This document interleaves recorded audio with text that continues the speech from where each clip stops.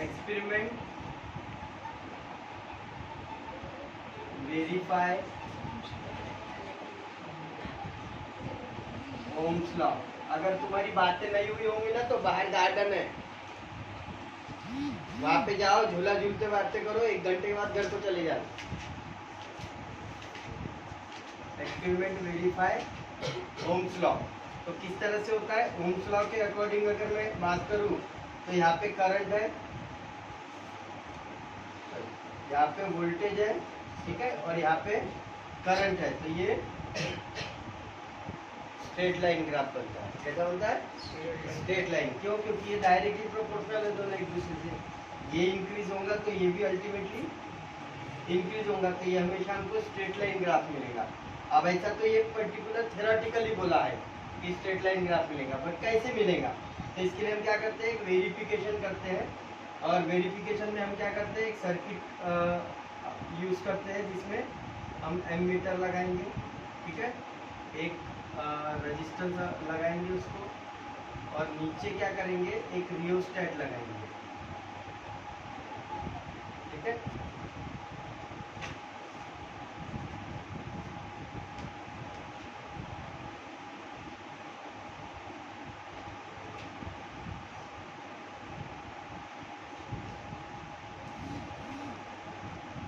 इस तरह से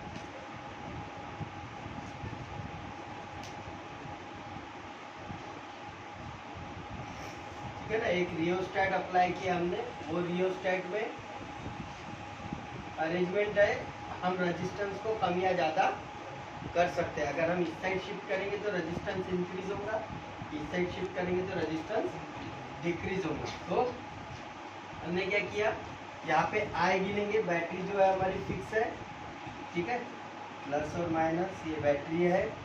उसके बाद ये स्विच है, ये रियोस्टेट है। ये क्या है? रियोस्टेट, जो रेजिस्टेंस कम करेगा। ये रेजिस्टेंस है, ये वोल्टमीटर है, ये एमीटर है, ठीक है ना। और इसमें करंट, कंडक्टिंग वायर में करंट फ्लो हो रहा है। तो अभी फिलहाल ये ओपन सर्किट है, इसलिए करंट फ्लो नहीं होगा, बट जैसे हम इसको क्लोज करेंगे एक करंट फ्लो होगा, ठीक है। अकॉर्डिंग टू ओम्स लॉ, अगर I is V is directly proportional to I, ठीक है। कांस्टेंट है कंडक्टर, कंडक्टर में चेंज हुआ क्या? नहीं हुआ। फिर भी हम क्या कर रहे हैं? यहाँ पे एक पर्टिकुलर कंडीशन अप्लाई कर रहे हैं। कंडीशन कौन सी अप्लाई कर रहे हैं? हम क्या कर रहे हैं? R की वैल्यू को चेंज कर रहे हैं। क्या कर रहे हैं? जो कांस्टेंट है उसको चेंज कर रहे हैं, और चेंज करने के बाद चेक कर रहे हैं कि क्या होता है। और चेंज करने के बाद हम चेक कर रहे हैं बैटरी सेम है, तो फिर चेंज काय में होगा? सिर्फ करंट में होगा। काय में करंट चेंज होगा? करंट में। तो जैसे जैसे हम रेजिस्टेंस चेंज करते जाएंगे करंट चेंज होते जाएगा, क्योंकि V तो फिक्स है, V तो फिक्स रहेगा। सिर्फ यहाँ पे रियोस्टेट के कारण जो पर्टिकुलर रेजिस्टेंस का कम ज़्यादा होगा, उसके कारण amount of current will be deflected. तो ये क्या कैसे होगा? तो जैसे कि ओम्स लॉ ने बोला है कि डायरेक्टली प्रोपोर्शनल रहता है, तो R जो है वो कांस्टेंट है, ये कितना भी चेंज हो जाए तो भी इसकी वैल्यू चेंज नहीं होंगी, ऐसा पर्टिकुलर हमको वेरीफाई करना है। तो उसके लिए हम क्या कर रहे हैं कि एक पर्टिकुलर रियोस्टेट लगा के इस पे कंडक्टर पे रियोस्टेट को कम और ज़्यादा कर रहे हैं। कम और ज़्यादा करने के बाद हमको ग्राफिकली अगर देखा जाए, ग्राफिकली देखा जाए तो ये O है, ये V है, ये I है, ठीक है। तो पहले स्टार्टिंग में हमको ग्राफ मिलेगा ऐसा, फिर जैसे जैसे रेजिस्टेंस हम कम करते जाएंगे ये ग्राफ जो है वो थोड़ा सा स्टीप होते जाएगा। इस तरह से रहेगा, स्ट्रेट लाइन ही, बट कैसा रहेगा? फ्लैट रहेगा। क्यों फ्लैट रहेगा? ये करंट जो रहेगा अकॉर्डिंग टू वोल्ट इस तरह से आएगा। क्लियर है? क्यों? क्योंकि रेजिस्टेंस को हम क्या कर रहे हैं? नेगेटिव की तरफ ले, सॉरी पॉजिटिव की तरफ ले जा रहे हैं। तो जब रेजिस्टेंस इंक्रीज होगा तो करंट डिक्रीज होगा। तो करंट की देखो लेवल, ये नॉर्मल है, ये नॉर्मल है जिसमें रेजिस्टेंस बिल्कुल भी चेंज नहीं कर रहा है। और दूसरा वाला है, ये भी स्ट्रेट लाइन है, बट इसमें करंट का जो फ्लो है वो कम हो गया।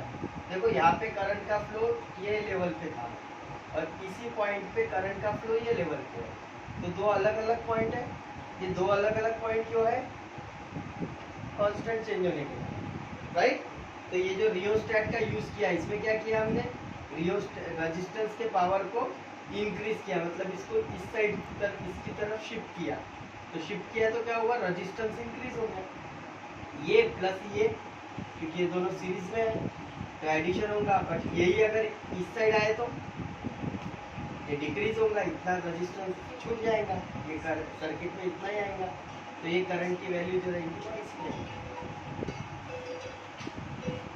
क्लियर हुआ। तो ये पर्टिकुलर होता है, यहाँ पे जो ये मिल रहा है इस वोल्टेज पे करंट ज्यादा मिलेगा, इसको फ्लक्चुएशन बोलते हैं। क्या बोलते हैं? फ्लक्चुएशन। ये कब होता है? जब अचानक लाइट चली जाती, जब अचानक लाइट चली जाती। आपका अगर ये पंखा इन्वर्टर पे और आपकी टीवी चालू है, यहाँ पे कूलर लगाया है तो कूलर चालू है और अचानक लाइट चलेगी तो टीवी और कूलर बंद हो जाएगा, पूरा का पूरा करंट फ्लो पंखे पे आ जाएगा वाया इन्वर्टर, वाया इन्वर्टर। अभी तक क्या था? डिस्ट्रीब्यूटेड फॉर्म में वोल्टेज था, तो हमको ये वाला पॉइंट मिल रहा था करंट का। बट अभी क्या हो गया? अचानक सब बंद हो गया, तो करंट का फ्लो पूरा का पूरा एक सिंगल रेजिस्टेंस पे चला गया। अब सिंगल रेजिस्टेंस पे चला गया, जैसे यहाँ पे दो रेजिस्टेंस थे, दो में से एक रेजिस्टेंस पे फ्लो था, इस पे और इस पे दोनों पे डिस्ट्रीब्यूटेड था। अभी हमने क्या कर दिया? रेजिस्टेंस को चेंज कर दिया, इसको हमने बंद कर दिया। इसको बंद कर दिया तो पूरा का पूरा करंट फ्लो इस रेजिस्टेंस में आ गया, तो इसका करंट वैल्यू जो है वो बढ़ जाएगा। समझ में आया? नॉर्मली अगर देखा जाए तो ये सेंटर में आने को है, बट जब हम पर्टिकुलर रेजिस्टेंस को इंक्रीज करते हैं तो ये डाउन होता है, क्योंकि करंट डिस्ट्रीब्यूट होता है, करंट डिस्ट्रीब्यूट होता है और यहाँ पे एक ही तरफ डाइवर्ट हो जाता है पूरा का पूरा करंट, राइट। तो इसमें हमको तीन अलग अलग पॉइंट मिलते हैं। ये जब कांस्टेंट होता है यार, कभी चेंज नहीं होता, तब ये जब आर कम होता है, सॉरी ये आर जब बढ़ता है, इंक्रीज होता है आर की वैल्यू तब, और ये आर की वैल्यू जब डिक्रीज होती है तब। तो ये तीन अलग अलग करंट के फ्लो हमको दिखते हैं और इससे वेरीफाई होता है कि हाँ ये दोनों डायरेक्टली प्रोपोर्शनल है, क्योंकि हमको ग्राफ जो मिला है वो स्ट्रेट लाइन मिला है। क्या तो मिला है? Straight line. इसलिए आर के चेंज करने पे, आर के चेंज करने पे हम ओम्स लॉ को वेरीफाई कर सकते हैं, क्योंकि आर कांस्टेंट है। आर के चेंज होने से V is directly proportional to I पे कोई भी फर्क नहीं पड़ता। क्लियर है? तो फिर फर्क किस चीज का गिरता है? क्या क्या चीजें ऐसी है जो हमारे करंट के फ्लो को हैम्पर करती है या अफेक्ट करती है? तो कौन कौन सी चीजें, वो चीजें पढ़ेंगे हम कि factor affecting flow of current. कौन कौन से फैक्टर है जो रेजिस्टेंस ऑफ कंडक्टर में आते हैं और वो करंट को अफेक्ट करते हैं? तो पहला है effect of length of conductor. अगर बहुत लंबा तार है तो उसमें करंट फ्लो भी कम होगा, क्योंकि कंडक्टर का रेजिस्टेंस ज्यादा है लॉन्ग डिस्टेंस होने के कारण। तो यहाँ पे पहला है लेंथ ऑफ कंडक्टर, दूसरा है area of conductor, area of conductor. अब एरिया क्या होता है? उसका थिकनेस, वायर का केबल का थिकनेस, पतला 8 mm का भी होता है, 4 mm का भी होता है, 2 mm का भी होता है, अलग अलग। जैसे आपके चार्जर में कौन सा रहता है? 2 mm का, ठीक है ना। चार्जर का जो केबल होता है, ये पावर बैंक का जो केबल है, ये केबल में 2 mm का वायर है। क्या है? 2 mm का कॉपर वायर है, राइट। बट वही है इसमें 4 mm, बड़े वाले मशीन में 3 फेज की 8 mm। तो ऐसे करके वो वायर की जो थिकनेस है वो बढ़ती जाती है। तो area of conductor, area of cross section of conductor बोलते हैं, area of cross section. Cross section मतलब ये जो होता है इसको बोलते हैं क्रॉस सेक्शन। ये है आपका वायर, वायर का जो क्रॉस सेक्शन होता है उसको एरिया ऑफ क्रॉस सेक्शन बोलते हैं। तो ये एरिया ऑफ क्रॉस सेक्शन जो है ये भी अफेक्ट करता है। उसके बाद nature of material, nature of material की कौन से टाइप का है, आयरन है, कॉपर है, सिल्वर है, गोल्ड है, राइट। कंडक्टर की क्वालिटी होती है ना, एल्यूमिनियम, तो ये सारे कंडक्टर में कौन से नेचर का कंडक्टर है उसके ऊपर डिपेंड करता है। तीसरा होता है temperature of conductor, temperature of conductor. अब आपको बता दूं कि आपके यहाँ जो प्रेस होती है आयरन, वो या टोस्टर या सैंडविच मेकर या ओवन, ये सब टेम्परेचर ग्रेडियंट, क्या ये इनमें जो पर्टिकुलर चलते ये लगता है इलेक्ट्रिक, वो ज़्यादा लगता है, ठीक है ना, क्योंकि यहाँ पे एनर्जी कन्वर्टेड इनटू हीट और heat loss into the atmosphere. Heat जो है वो एटमॉस्फेयर में लॉस होती है, तो यहाँ पे टेम्परेचर का जो पर्टिकुलर कंडक्टर का जो टेम्परेचर होता है वो, इसीलिए प्रेस, टोस्टर, आपका induction cooker, oven, electric oven, ये जो है ये बहुत तेजी से एनर्जी खाते हैं, ये बहुत तेजी से, मतलब एक सिंगल मिनट के लिए भी इनको शुरू किया तो 1 से 2 यूनिट ये यूटिलाइज कर लेते हैं उसमें, ठीक है ना।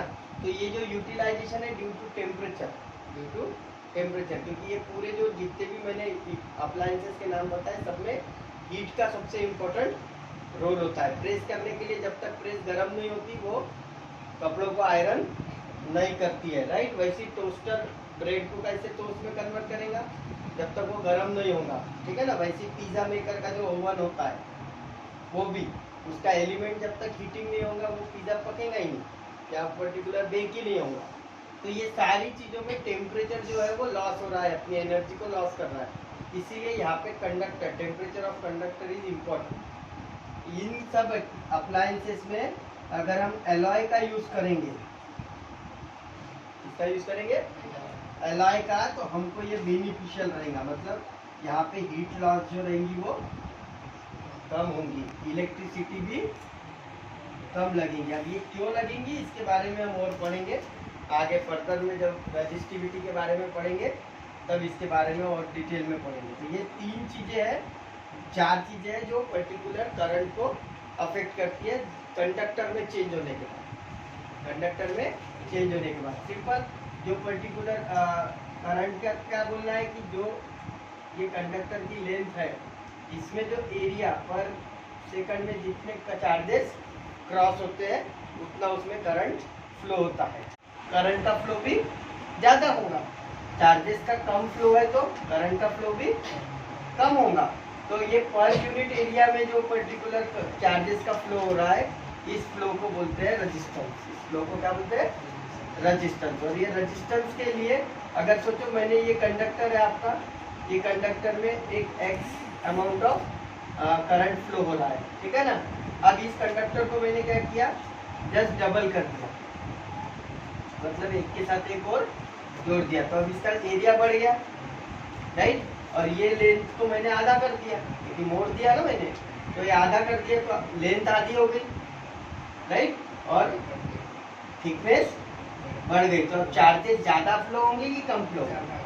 ज़्यादा फ्लो होंगे। जितने चार्जेस ज़्यादा फ्लो होंगे उतना करंट भी ज़्यादा फ्लो होगा। मतलब मोटे तार जो होते हैं उसमें से large amount of electricity pass on होती है, इसीलिए देखो बड़े बड़े केबल से ही इलेक्ट्रिक सप्लाई होता है आपके घर पर। केबल पतले यूज़ नहीं किए जाते, जाड़े केबल यूज़ किए जाते हैं ताकि आपको पूरी एनर्जी, इलेक्ट्रिक एनर्जी आपके घर के अप्लायंसेस को मिले, जो कि 220 वोल्ट की होती है। कितनी होती है? 220 से 240 वोल्ट, राइट। 220 से 240 वोल्ट के पर्टिकुलर हमारे यहाँ वोल्टेज रहता है। इसी वोल्टेज में सारे अप्लायंसेस काम करते हैं।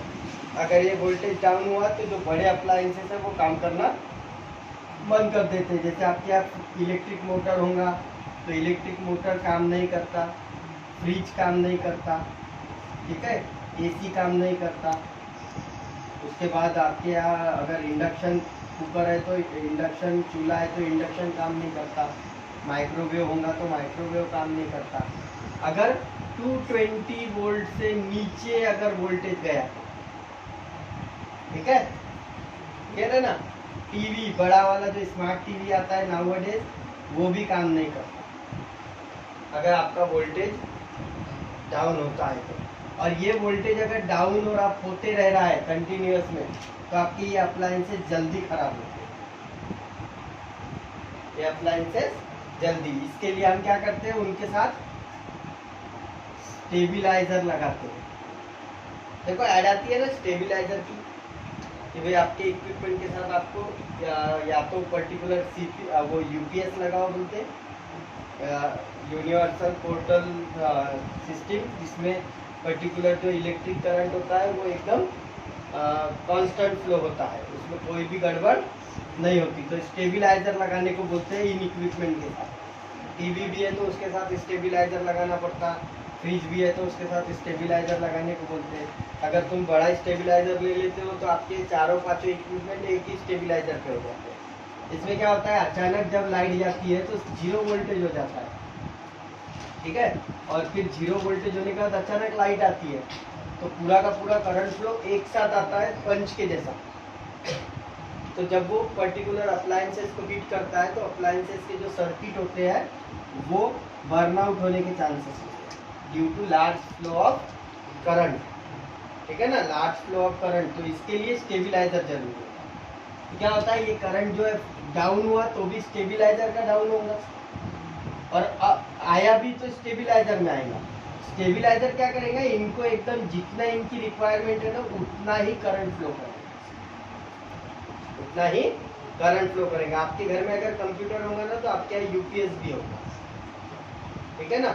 यूपीएस क्यों लगाते हैं, ताकि लाइट जाने पे कंप्यूटर को कुछ बैकअप टाइम मिले शट डाउन करने के लिए। अगर तुम कोई काम कर रहे हो कंप्यूटर पे और लाइट चली गई और आपका कंप्यूटर डायरेक्ट शट डाउन हो गया तो क्या होगा, जो काम हो रहा है वो वहां से सेव नहीं होगा, और तुम्हारे कंप्यूटर की हार्ड डिस्क जो है वो भी खराब होगी, क्योंकि बार बार उस पर इलेक्ट्रिसिटी का बम्बार्डमेंट चालू हो जाएगा। लाइट आएंगी तो एकदम से फ्लो होगा इलेक्ट्रिक करंट का, राइट है ना। तो ऐसे समय तुम्हारे कंप्यूटर में खराबी आ सकती है, इसीलिए यूपीएस लगाया जाता है। यूपीएस लगाने से क्या होता है, जैसे इलेक्ट्रिसिटी गई यूपीएस अपना बैकअप देता है 5 to 10 मिनट का।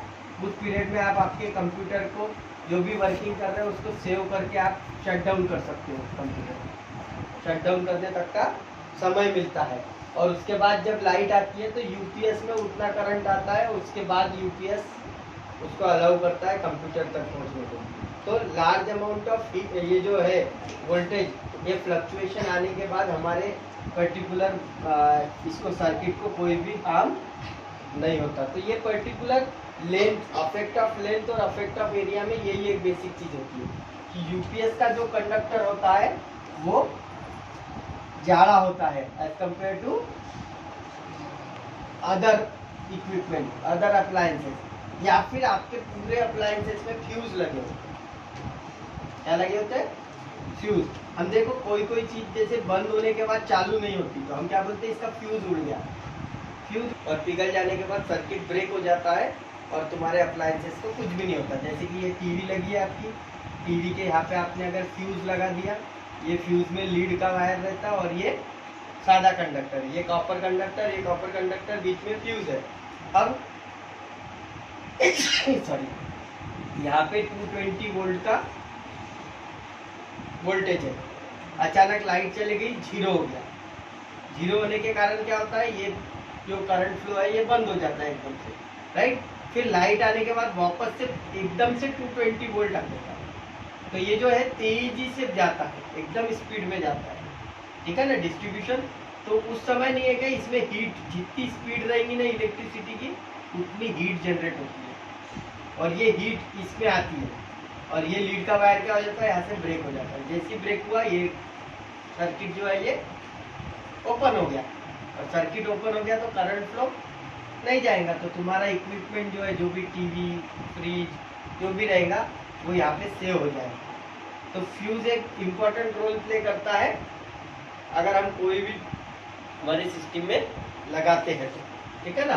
बट अगर ये चीज़ का यूज़ नहीं कर रहे हैं तो पर्टिकुलर ये आपकी जो टीवी है या फ्रिज है या कोई भी इक्विपमेंट है वो बार बार खराब होते रहेंगे, बार बार खराब। इसकी पिक्चर ट्यूब खराब जाएंगी तो कभी आईसी उड़ जाएंगी, तो कभी मदरबोर्ड उड़ जाएगा टीवी का।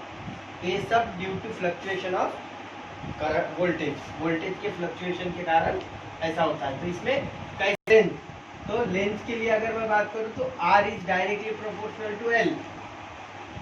जितना लेंथ इंक्रीज होगा उतना रेजिस्टेंस इंक्रीज होगा। जितना लेंथ इंक्रीज होगा, लेंथ इंक्रीज रेजिस्टेंस भी इंक्रीज होगा। मतलब पहला रिलेशन समझ में आया। नाउ सेकंड रिलेशन बोला है एरिया, राइट। तो एरिया में बोला है R is inversely proportional to A। R is inversely proportional to A। तो इसका मतलब अगर थिकनेस बढ़ती है कंडक्टर की तो रेजिस्टेंस कम होता है, राइट। मतलब area increase, resistance decrease, right. ये दूसरा रिलेशन है। नाउ तीसरा रिलेशन टाइप ऑफ मटेरियल, तो प्योर और इम्प्योर। प्योर और इम्प्योर, अगर तुमने मिक्स टाइप का मटेरियल यूज किया, वायर आपको बहुत सारे अवेलेबल होते हैं मार्केट में। आप जाओ तो आपको 50 रुपए मीटर से लेकर तो 10 रुपए मीटर तक के सारे वायर मिलेंगे, राइट। उनमें फर्क क्या होता है? मटेरियल का। कंडक्टर जो यूज कर रहे हैं, अगर आप 50 रुपए वाला कॉपर वायर ले रहे हैं तो वो प्यूरिटी को रिजेंबल करता है, ठीक है। वो लॉन्ग ड्यूरेशन, जैसे कि हमारे ये घर में, ये जो घर में केबलिंग की हुई है, ये नियर अबाउट होगा इसको 50 साल। आज तक कोई शॉर्ट सर्किट नहीं है, कोई केबलिंग बदलने की जरूरत नहीं है, पुरानी पाइपलाइन है। देखो, तो ऐसे कॉपर वायर जो यूज होते हैं वो प्योर, वो लॉन्ग ड्यूरेशन तक चलते हैं। इवन 100 साल तक इसको कुछ नहीं होता। जब तक इस पे फिजिकल हार्म नहीं होता तब तक इसको कुछ भी नहीं होता। समझ में आया ना। तो ऐसे पर्टिकुलर इसमें एरिया जो होता है, सॉरी, प्यूरिटी और इम्प्यूरिटी। अब इम्प्योर मेटल जिसमें कार्बन मिलाया है, लीड मिलाया है, एल्यूमिनियम मिलाया है या आयरन मिलाया है, आपको वो 10 रुपए मीटर वाले में देख लेना। 10 रुपए वाले मीटर वाले केबल में आप जैसी करंट फ्लो करोगे ना, कुछ दिन बाद वो केबल शॉर्ट हो जाएगा। शॉर्ट हो जाएगा इन द सेंस उसमें के जो लीड या पर्टिकुलर कार्बन होता है वो ऐश बन के उड़ जाता है और सर्किट को ब्रेक कर देता है। या फिर उसके ऊपर जो पर्टिकुलर इंसुलेटर होता है ना, वो इंसुलेटर पे इस तरह से बबल्स आ जाते हैं उस केबल पे। 10 रुपए वाले या 12 रुपए वाला जो केबल आता है ना, उसको किसी मशीन पे लगाओ और उसको देखो तो उसमें इस तरह से ऐसे बबल्स आ जाते हैं इंसुलेटर पे। तो ये बबल्स क्या रिसेंबल कर रहे हैं कि वो इंसुलेटर वहां से खराब हो गया। वो इंसुलेटर, वो यानी अंदर का जो केबल है वो पूरी तरह से टेम्परेचर ग्रेडियंट चेंज होने के कारण खराब हो गया। But due to insulator, due to rubber insulator, वो उसको बाहर नहीं निकल सकता। बस यहाँ से करंट जो है वो ब्रेक हो गया। करंट या तो कम हो जाएगा या तो ब्रेक हो जाएगा, या फिर आपका मीटर तेजी से घूमने लग जाएगा। आपका मीटर जो है इलेक्ट्रिक मीटर वो तेजी से घूमने लग जाएगा, क्योंकि ये जो है ये पावर ज्यादा कंज्यूम करेगा, मतलब इलेक्ट्रिसिटी वेस्ट करेगा। क्या करेगा? ये इलेक्ट्रिसिटी वेस्ट करेगा। तो ये पर्टिकुलर होता है प्यूरिटी और इम्प्यूरिटी। टेम्परेचर के लिए भी वही है कि टेम्परेचर अगर इंक्रीज होता है तो करंट भी डिक्रीज होता है। करंट का फ्लो क्या होता है? डिक्रीज होता है। टेम्परेचर डिक्रीज होगा तो करंट इंक्रीज होगा। रेजिस्टेंस पे क्या फर्क गिरेगा? सेम, क्योंकि वो इनवर्सली प्रोपोर्शनल है। तो टेम्परेचर इंक्रीज होगा तो रेजिस्टेंस भी इंक्रीज होगा, टेम्परेचर डिक्रीज होगा तो रेजिस्टेंस भी डिक्रीज होगा। तो यही पर्टिकुलर है। अब हम इसको क्या करते हैं, एक पर्टिकुलर कॉमन सेक्टर में लेते हैं। तो कॉमन सेक्टर में अगर लेंगे हम तो क्या आएगा? दोनों में R है तो R is directly proportional to length और inversely proportional to area, right. अब इसमें कांस्टेंट डालना है तो R is equals to rho. क्या बोलते हैं इसको? रो। इसको इस तरह से भी लिखते हैं या इस तरह से भी लिखते हैं, ठीक है ना। Rho is equals to L upon A, L upon A। अब एरिया जो है वो कैसा होता है? Particular 2πr। सर्कुलर होता है ना कंडक्टर, इसको सर्कुलर में कर भी सकते, नहीं करना है तो नहीं भी कर सकते, हम सिंपल ही रखेंगे। अब इसको रो के लिए अरेंज करो तो rho is a resistivity, rho is a resistivity. अब ये रजिस्टिविटी क्या है इसके बारे में अभी हम पढ़ेंगे, तो इसको सिर्फ अभी ध्यान रखो। Rho is equals to resistivity equals to RA upon L, RA upon L मतलब resistance multiply by area divided by length of the conductor. अब ये हो गया तुम्हारा रो का फॉर्मूला जिसको हम रजिस्टिविटी बोलते हैं, ठीक है। तो resistivity, the resistance of all pure metal increases on raising the temperature and decreasing lowering the temperature, ठीक है। Resistivity, it has been found by the experiment that resistance is given conductor is directly proportional to length and resistance of given conductor inversely proportional to area of its cross section by combining one or two, पहला और दूसरा इन दोनों को जोड़ा तो क्या मिला हमको, resistance is directly proportional to length और inversely proportional to area. Now इसको और फर्दर क्लासिफाई किया तो रजिस्टिविटी का फॉर्मूला क्या आता है कि रजिस्टिविटी क्या है, ये जो कंडक्टर का नेचर है, अगर वो प्योर है तो उसकी रजिस्टिविटी अलग होगी, राइट, वो फिक्स होती है। हर कंडक्टर या हर मेटल की रजिस्टिविटी अपनी फिक्स होती है। इसके आपको लिस्ट दिया हुआ है पेज नंबर 23 पे, कंडक्टर्स दिया और उनकी रजिस्टिविटी दी है जो कि कांस्टेंट होती है, राइट। अब कांस्टेंट होती है इसलिए रजिस्टिविटी को हमने क्या किया, इक्वल टू साइन में डाला और इसको कांस्टेंट कंसीडर किया।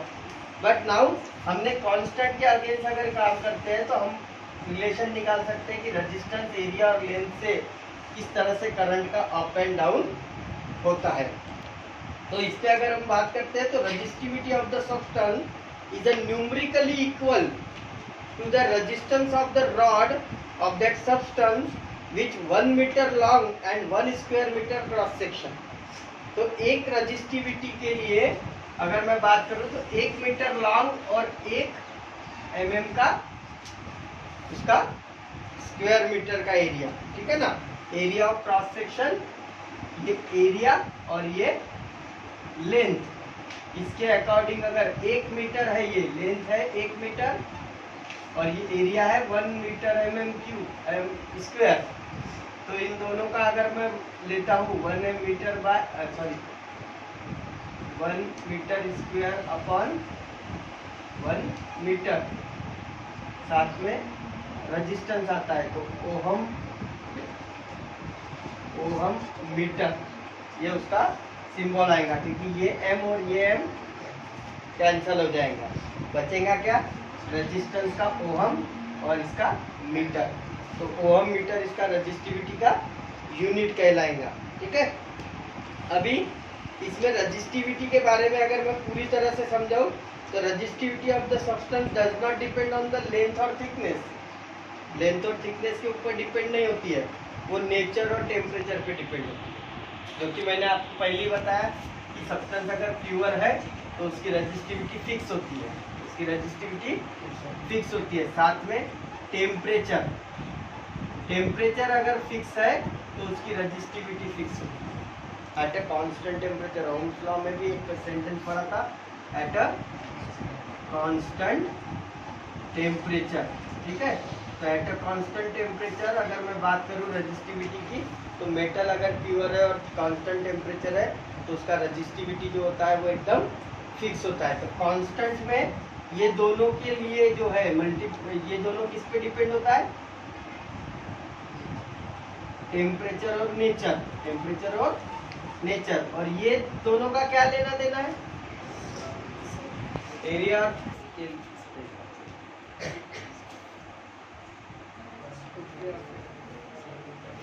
रेजिस्टेंस और करंट का क्या है, इनवर्सली प्रोपोर्शनल है, राइट है ना, और ये दोनों डायरेक्टली प्रोपोर्शनल है, ये और ये डायरेक्टली प्रोपोर्शनल है। तो फिर अब बताओ,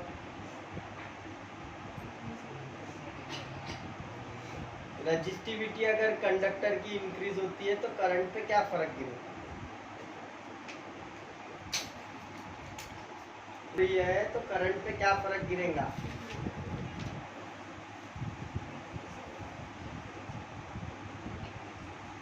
तुम्हारी बुक का है नहीं, इलेक्ट्रिक करंट कम फ्लो होता है उसमें से या ऐसा बोल सकते हैं कि उतना यूनिफॉर्म फ्लो होता है, मतलब उसमें फ्लक्चुएशंस नहीं आते, उसका एनर्जी लॉस नहीं होता। हमारे मीटर का जो रीडिंग है वो स्लो मूविंग होता है।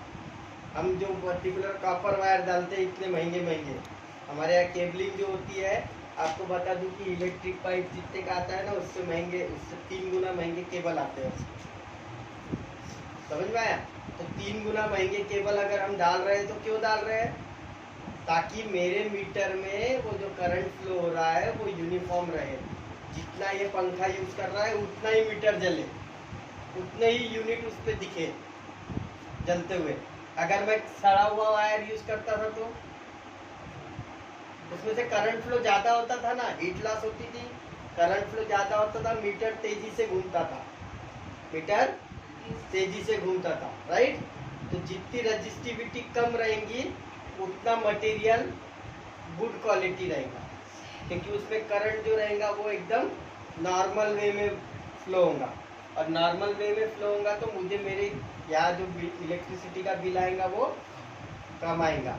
इसीलिए हम क्या करते हैं, लो रजिस्टिविटी वाले जो पर्टिकुलर ये रहते हैं, लो रजिस्टिविटी वाले जो पर्टिकुलर ये रहते हैं उसको हम एज ए कंडक्टर यूज करते हैं। बट अगर कोई हीटिंग एलिमेंट में रखना है, किसी चीज को हमको हीटिंग एलिमेंट करके रखना है, तो हम हाई रजिस्टिविटी वाला लेते हैं। क्यों हाई रजिस्टिविटी वाला लेते हैं? क्योंकि उसमें हीट जल्दी जनरेट होती है। तो हमारे आयरन देखो, या फिर हमारे यहाँ ओवन देखो, या माइक्रोवेव देखो, या टोस्टर देखो, इनमें जो पर्टिकुलर कॉइल यूज होता है वो या तो निक्रोम का होगा, या तो आयरन का होगा, या तो निकेल का होगा। ठीक है, निक्रोम का कंडक्टर यूज होता है, या तो आयरन का कंडक्टर होता है, या तो निकेल का होता है। ठीक है, ये क्यों होता है? जल्दी गर्म हो जाता ना, कम इलेक्ट्रिसिटी पे जल्दी गर्म हो जाता है। अगर हम उसको चालू ही रख देंगे कंटिन्यू तो मीटर ज्यादा बढ़ेगा, पिघलेगा नहीं, वो एलॉय है। आयरन नहीं, आयरन तो जल जाता, रस्ट हो जाता। हमारे यहाँ जो इलेक्ट्रिक रॉड होता है ना, उसको आप ज्यादा देर तक गर्म करो वो रस्ट हो जाता, क्योंकि वो काय का बना रहता? आयरन का बना रहता। ठीक है ना। बट अब वही हमारे यहाँ जो प्रेस वगैरह होती है उसमें जो कॉइल होता है वो निक्रोम कॉइल होता है, तो उसकी रजिस्टिविटी ज़्यादा होती है ड्यू टू एलॉय, बट उसमें जो ऑक्सीडेशन का जो प्रॉपर्टी होता है ना वो नहीं होता, तो उसके कारण वो लॉन्ग ड्यूरेशन होती है। और आप देखो 5 मिनट आप अगर गर्म करते हो आयरन को तो कितनी गर्म हो जाती है वो, कि आपके 10-12 कपड़े आराम से प्रेस अब जनरली उसमें निक्रोम वायर इसलिए लगाया जाता है कि आप जस्ट गरम कर लो वो प्रेस को और फटाफट अपने कपड़े प्रेस करके रख दो। कुछ लोग क्या करते, चालू रखते, प्रेस कंटिन्यू करते रहते और वो प्लग भी चालू रहता, तो इससे क्या होता, वो निक्रोम की जो कैपेसिटी थी गर्म होने की वो उतनी होती है। हीट ज्यादा अप्लाई करने से वो बहुत ज्यादा गर्म होगा ऐसा नहीं होता, उसकी एक प्लेट की कैपेसिटी होती है, वो उतने रजिस्टिविटी पे ही हीट होता है, क्योंकि उनका मेल्टिंग पॉइंट हाई होता है। एलॉय का मेल्टिंग पॉइंट हाई होता है as compare to pure conductor. Pure conductor का मेल्टिंग पॉइंट लो होता है एज कम्पेयर टू एलॉय। तो एलॉय का हम कंडक्टर अगर यूज कर रहे हैं, उसमें कॉइल यूज कर रहे हैं, तो वो हीट जल्दी होगा और लॉन्ग टाइम तक वो हीट को एब्जॉर्ब करके रखेगा, तो वो बहुत देर तक गर्म रहती है प्रेस, बहुत देर तक। बट क्या होता है, कुछ लोगों को मालूम नहीं रहता, वो बटन चालू की चालू रखते और प्रेस करते रहते, तो उनसे उनके कंडक्टर और उसको तो फर्क नहीं गिरता, बट इलेक्ट्रिक बिल को बहुत फर्क गिरता, इलेक्ट्रिक बिल बहुत ज़्यादा आता है। ठीक है ना।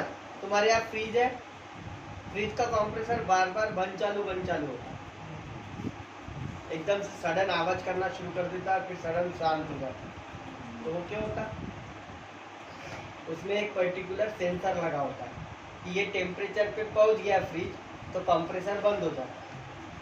फिर टेम्परेचर हमने बंद चालू किया फ्रिज को, तो उसमें का टेम्परेचर बाहर निकलेगा, राइट। जैसे बाहर निकलेगा टेम्परेचर लो होगा और कंप्रेसर स्टार्ट हो जाएगा। ठीक है ना। तो जितनी बार तुम दरवाजा बंद चालू करोगे उतना इलेक्ट्रिक मीटर तेजी से घूमेगा। समझ में आया? फ्रिज को बार बार बंद चालू करने से फ्रिज की लाइफ कम होती और इलेक्ट्रिक बिल की क्वांटिटी बढ़ती है। इसीलिए फ्रिज में अभी डबल डोर ट्रिपल डोर क्यों आ रहे हैं कि जिस डोर का काम है वही खुलेगा और टेम्परेचर जो है वो डाउन नहीं होगा जल्दी, ठीक है ना, फ्लक्चुएशन नहीं आएंगे वोल्टेज में और इलेक्ट्रिक बिल भी जो है वो सेव होगा।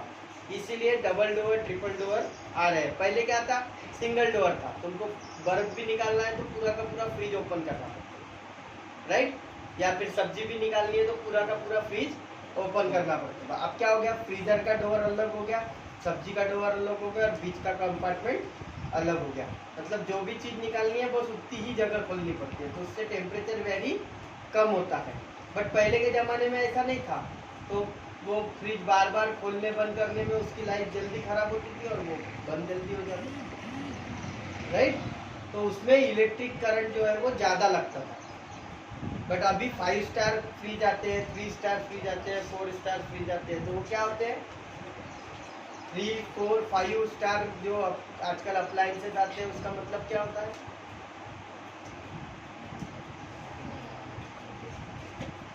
इलेक्ट्रिक इफिशिएंट होते हैं। वो क्या होते हैं, इलेक्ट्रिक इफिशिएंट होते हैं। 5 स्टार जो होता है वो पावर कंजम्पशन कम लेता है, मतलब उससे इलेक्ट्रिक बिल कम आता है। 3 स्टार जो होता है उससे इलेक्ट्रिक बिल जो है वो नॉर्मल से थोड़ा ज़्यादा आता है, नॉर्मल से थोड़ा ज़्यादा आता है। और अगर कोई स्टार नहीं है वो अप्लायंसेस पे, ठीक है ना, तो उसका बिल बहुत ज़्यादा, ठीक है ना। तो 5 स्टार जो रेटेड अप्लायंसेस रहते हैं उनको अगर हम हमारे यहाँ यूज़ करते हैं तो इलेक्ट्रिक बिल में बहुत ज़्यादा फर्क गिरता है। महंगे होते हैं वो, ऑब्वियस है कि 5-7 हज़ार रुपये महंगे ही होंगे वो नॉर्मल मटेरियल से। बट आपके यहाँ स्टार क्वालिटी आ रही है तो उसका जो कंजम्पशन रहेगा, पावर कंजम्पशन, वो आपको लॉन्ग ड्यूरेशन तक एडवांटेज देगा।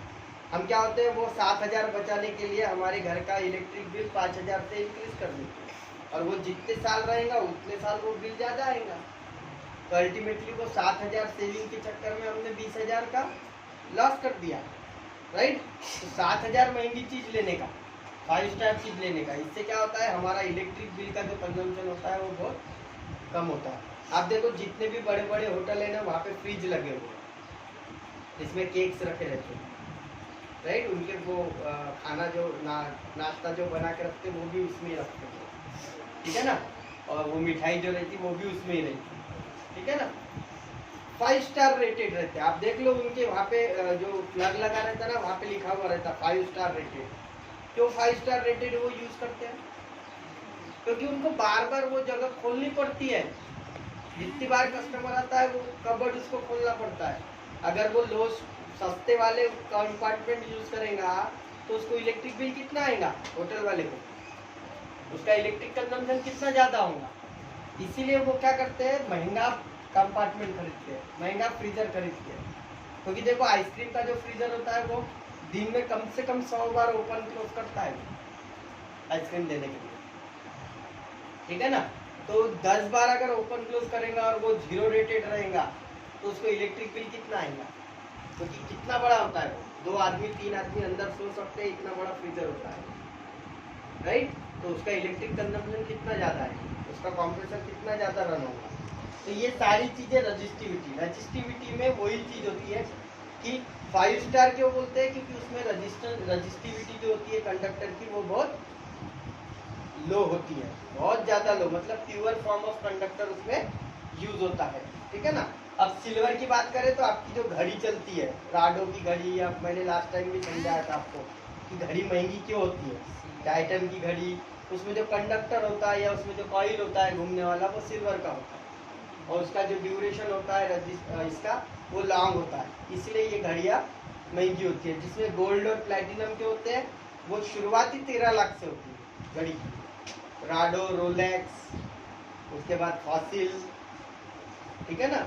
ये सारी घड़ियाँ जो है ये शुरुआती 90,000, लाख रुपए, 1.5 लाख रुपए, 2 लाख रुपए, वहाँ से इनकी घड़ी की शुरुआत होती है, ठीक है ना। तो ये क्यों होता है, क्योंकि इसमें जो कॉइल्स और कंडक्टर्स यूज होते हैं वो हाई क्वालिटी के रहते हैं, हाई रेजिस्टिविटी के, उनको लो मेंटेनेंस रहता है।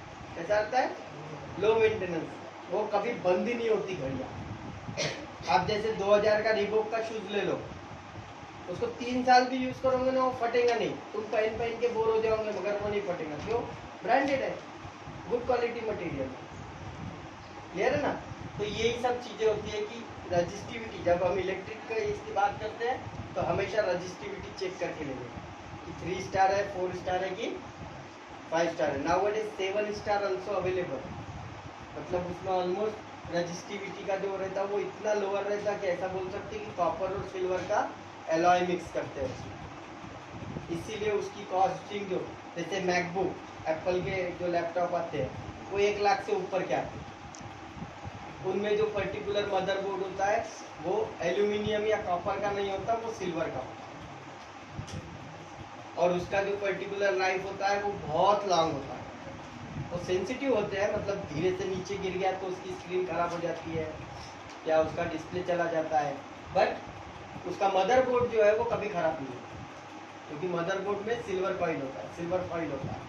तो सिल्वर फॉइल होने के कारण उसकी रजिस्टिविटी इतनी हाई होती है कि वो लेस इसमें उसका 8 से 10 घंटे का बैटरी बैकअप होता है लैपटॉप के। अपने जनरल लैपटॉप के कंपेयर में उसका जो लैपटॉप होता है वो पतला भी होता है और उसकी बैटरी भी कम होती है, बट उसका जो बैटरी बैकअप होता है वो 8 से 10 घंटे का होता है। क्यों?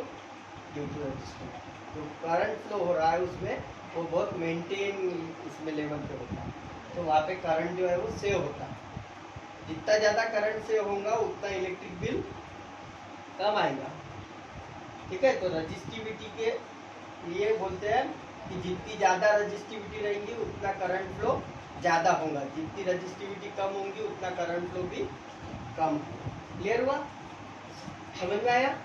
तो यह है तुम्हारा 3 फिजिकल चीज़ें। पहला हमने वेरीफाई किया ओम्स लॉ को कि किस तरह से कंडक्टर के थिकनेस और लेंथ को चेंज करने से उसके करंट में चेंजेस आते हैं, मतलब रेजिस्टेंस को चेंज करने से किस तरह से चेंजेस आते हैं। उसके बाद देखा कि कौन कौन से फैक्टर है जो रेजिस्टेंस को अफेक्ट करते हैं। तो उसमें पहला देखा लेंथ, दूसरा देखा एरिया, उसके बाद देखा रजिस्टिविटी, दोनों को कंबाइन करते हैं। उसके बाद प्योर नेचर उसका और उसका टेम्परेचर, ये दोनों चीज़ें देखी। तो 4 ऐसे फैक्टर है जो कंडक्टर के रेजिस्टेंस को अफेक्ट करते हैं। उसमें length of conductor, area of cross section, temperature और नेचर ऑफ मटेरियल। ये 3 मार्क के लिए आता है।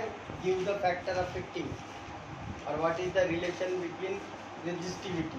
तो आपको ये चारों पॉइंट लिखने हैं और ये फॉर्मूला लिखना है। क्लियर है? समझ में आया? तो ये तुम्हारा आज का टॉपिक। बंद कर दो।